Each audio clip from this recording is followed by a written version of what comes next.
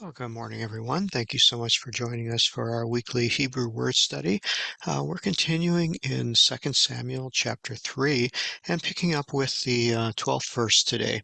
And as you remember from last week, the kingdom is being brought around to David, and one of the last strongholds from the family dynasty, if you will, of Saul was the captain of his guard named Abner, and there was a son from Saul named Ishbosheth. And so this is all coming together. Abner had this relationship with one of Saul's concubines, got Ishbosheth all mad, had this confrontation, and now we see in verse 12 that Abner has completely turned his allegiance from the house of Saul and turned it over to David.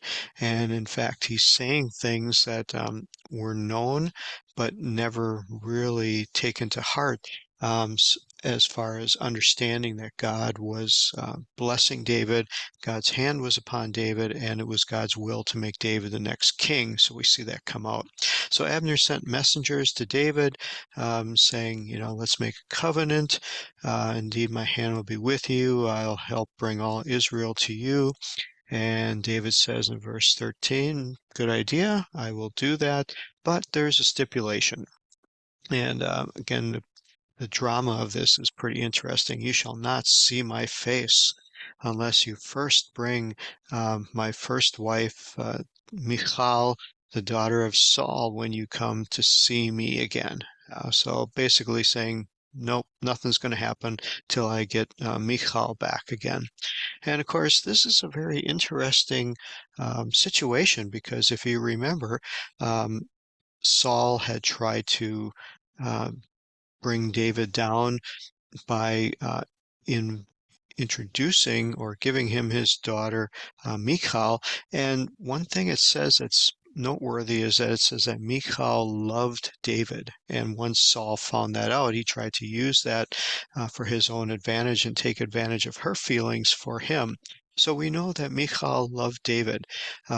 David then paid a dowry of, Saul had asked for 100 foreskins of Philistines. He went and killed 200 and brought double the payment. And of course, she was his wife. She made fun of him later on while he was dancing in front of the ark. And, she was stricken because of that. But she loved him. And yet, okay, here's this whole dynamic. She loved David. She was his wife. Her dad ripped her away from him, gave her to this guy named Peltier, and we read about that previously. Well, now things are reversing. So again, what's going on with her? We really don't know, but we're going to see a few feelings displayed in the family here. So Abner goes to Ishbosheth, says, hand her over. And verse 15, Ishbosheth says, I don't care. So he took her from her husband and Paltiel, and this is very interesting. This husband um, obviously loved her very, very much because it says that he went running after her, weeping alongside of her as she's being dragged away. Um, so there's some very strong emotions here. You don't find this type of love displayed of a husband to a wife. I don't think I've seen it anywhere else in the Bible up to this point.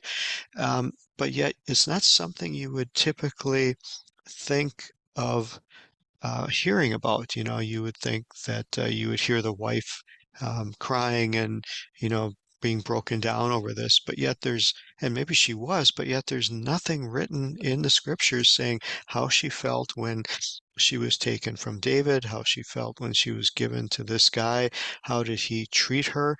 We do have a little bit of a clue here. You can see my cursor is going around the word for husband, which is Aleph Yod Shin, and with the Hirik and the Holam, or with the Hirik is pronounced Ish. Now, in the Bible, there are two different names that are translated as husband, two Hebrew words, excuse me, translated as husband. One is ish, which is a word translated when the husband is loving, is kind, is very much a partner in the relationship and shows benevolence towards his wife. It's used as ish. There's another time where the word is Baal, which is uh, Beit Aleph Aleph and then Lamed, and it's the understanding that he is a master over her, or that he is, it's still the word for husband, but it is a husband who is ruling over her. In fact, that is the word that's used, if you remember the story of the woman at the well, when Jesus met this woman, and it said that she's had five husbands, and the one you're living with now is not your husband. Remember that story? Well, in the Hebrew of that, the words for the husbands of her previous husbands were the Baal, were the ones that were cruel to her, mastering over her, taking advantage of her.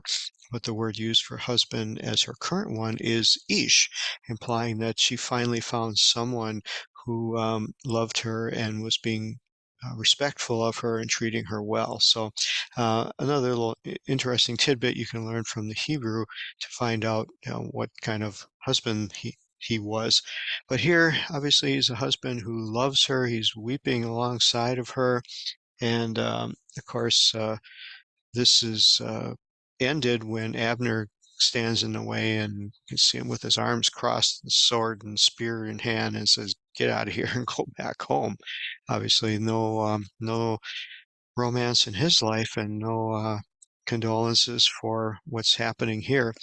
The other side of this story is, what about the um, adultery and the um, having a wife who's married to someone else? You think of course, when she was taken from David and given to Peltiel, um, that was an adulterous relationship because she was still married to David. The Jewish sages have trouble with this, because they want to make sure that David is portrayed as always in the best light. And so they say that, oh, Saul must have given a writ of divorcement for Michal, and so then she could be given to this guy without making David implicated in it. But then, okay, now she's going back to David.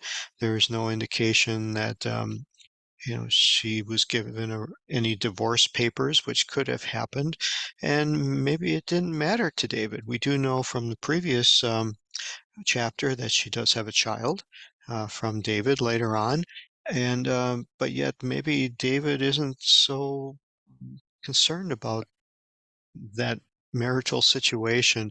Obviously, when he later on we'll read the story of Bathsheba, and how he takes her and impregnates her and then kills her husband. He wasn't so concerned about adultery back then. So um, the Jewish sages will try to paint David in a much more favorable light, but the Bible does display all the good and the bad and the ugly, so to speak. And we see that David obviously had an issue with women, and he was not so concerned as to what their state of being was.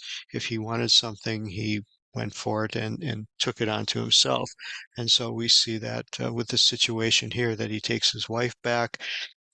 And again, um, if you look at maybe the issue of Hosea, when his wife went out and committed her whoredoms and prostitution, he forgave her and took her back. So maybe there was issue here of forgiveness and of restitution and of being benevolent to her in a situation that she could not control.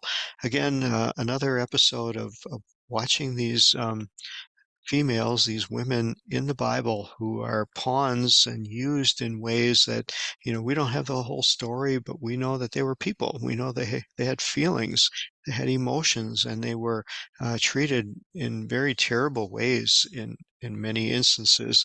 And maybe this is one where she's, was loved by her husband, obviously here, because he loved her. Doesn't say if the love was reciprocated or if she felt it, or maybe she still really loved David and felt trapped in her um, situation that she was in and was happy to get out of this and be back with David again. We don't know any of these things. We can only surmise, but we do know that these women and even this guy played an important role, that their names were mentioned and it was felt necessary to write about them, and that they had a story and that they have something that they can teach us. And that again is the beauty of of God's word, and the beauty of reading it in the original Hebrew language to just gain a little bit more insight. So, well, God bless you all. Hope you enjoyed that story. We'll pick back up next week as David gets closer and closer to regaining his kingdom. Take care. Bye bye.